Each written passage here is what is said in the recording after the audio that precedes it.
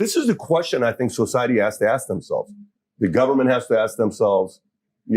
Families have to ask themselves. Women have to ask themselves. Men have to ask themselves. Andrew Schultz, who's a ridiculously talented guy. Yeah. He's a comedian, right? Yeah, I know. Fantastic comedian, right? Great name, by the way. Yeah. So he says, he was saying that, I don't know where I saw this video. I think it was on a TikTok video or Instagram video, where he said, in China, they allow videos to go viral that's about education. In America, they allow videos to go viral on TikTok of people acting a fool or dancing or doing silly stuff because this is their way of getting Americans to be distracted to do silly stuff because that's how they're getting rewarded. China, ByteDance, now, they own TikTok. let's say that's true. Let's say his ideas, he doesn't know for a fact that's true. Let's say for a fact that it's true. Let's play that. Well, then we have to ask a question. Here's a question. What content goes viral? Okay, let's go through it. Does porn go viral? Boys watch a porn video, they say, bro, you got to see this.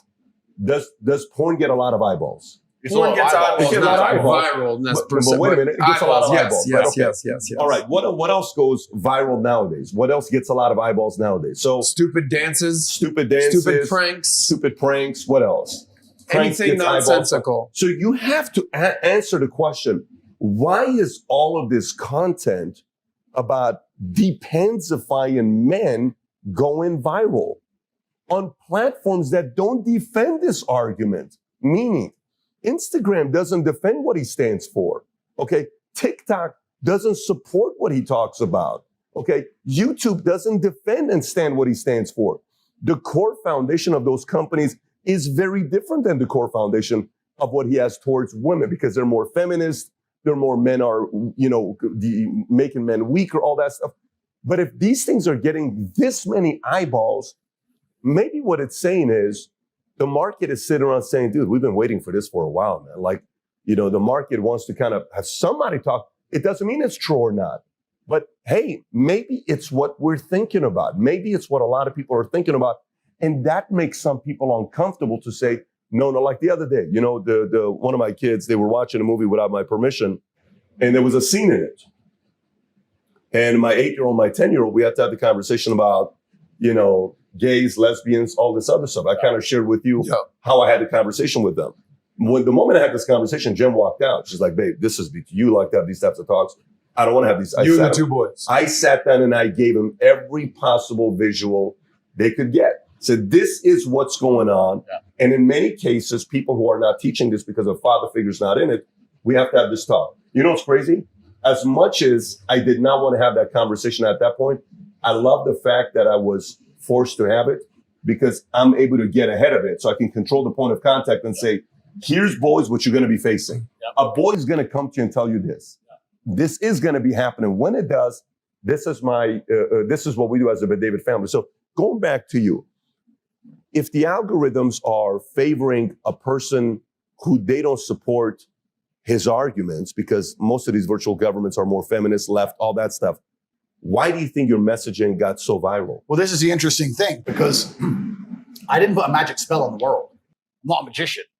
You're right. There's obviously a market for what I say. People talk about how I became the most viral person on the planet. I'll argue the point. Not only did I become the most viral person on the planet, I did it while being heavily shadow banned. They've known about me for a while. They've been trying to shut me up for a while. I've been shadow banned forever. So I became the most viral person on the planet with all the algorithms working against me. Unlike people like Logan who have all the algorithms working for them, against me. Because I'm resonating with people who are sitting there going, finally, this makes sense to me. This is how I feel inside. And this guy's finally talking about it. Everything else I consume is telling me to do things that just don't resonate with my truth. I'm only saying things that people agree with. So to chop my head off and try and delete me is asinine in and of itself, because there are billions of people out there, millions of people out there who feel the exact same way.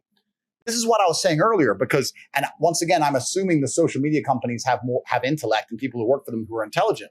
If they were smart, if I was a social media company, I would have come to me and said, listen, I would have had a board meeting and said controlled opposition.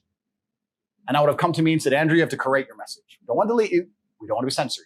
You have to say this way, this way today, and slowly perhaps taper me down on certain subjects. That would have been smart.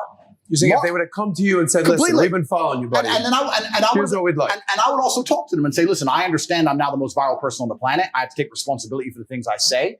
The way I say things for a video that gets 300 views is different than the way I say things for a video that gets 3 million views. I respect that. Let's have a conversation. I'm not a loose cannon. I'm a logical actor.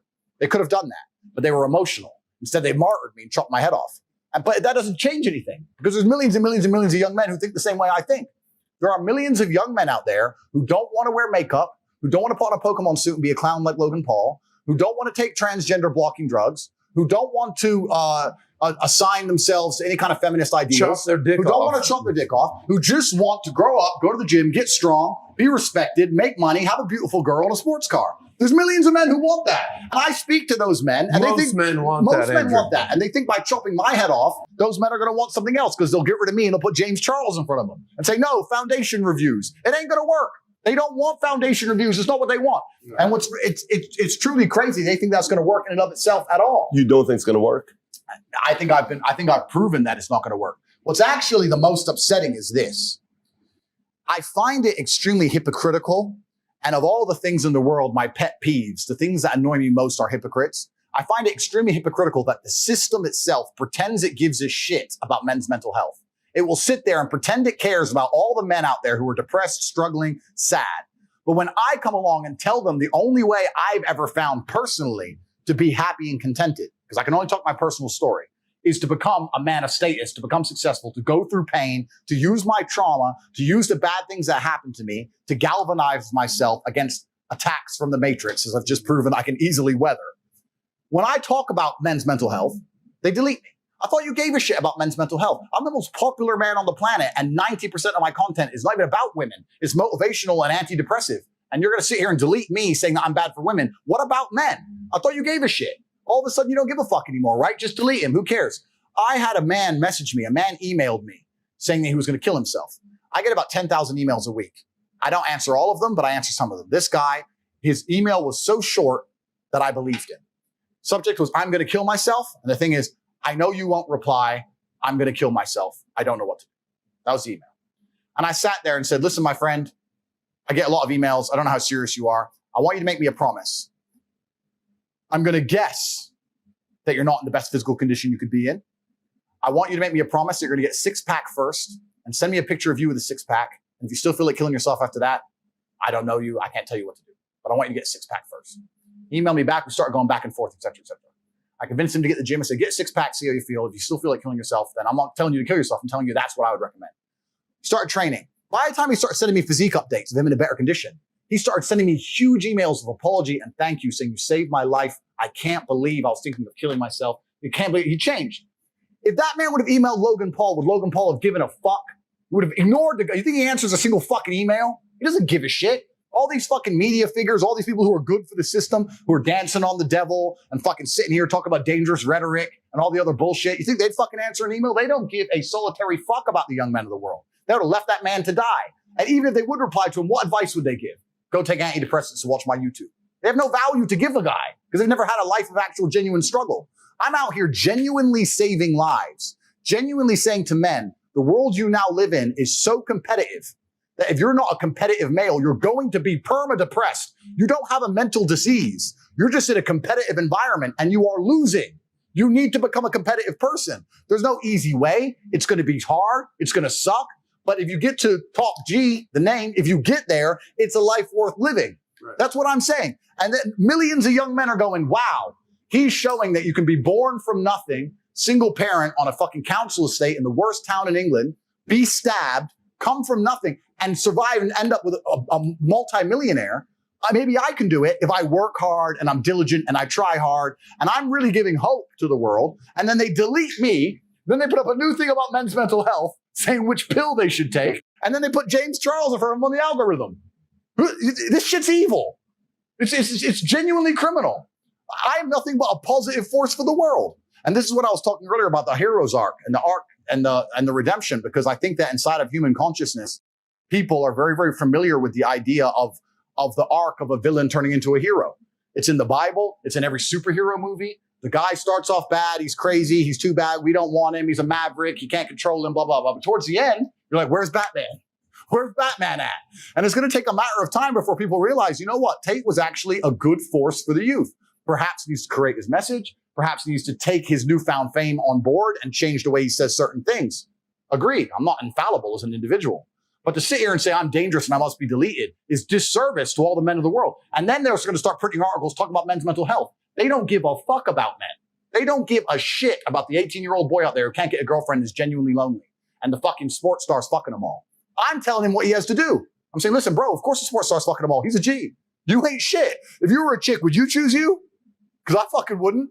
So whose fault is that? The best thing about being a man is you get to build your character from the ground up. You're not born with any value. You're born as a blank slate.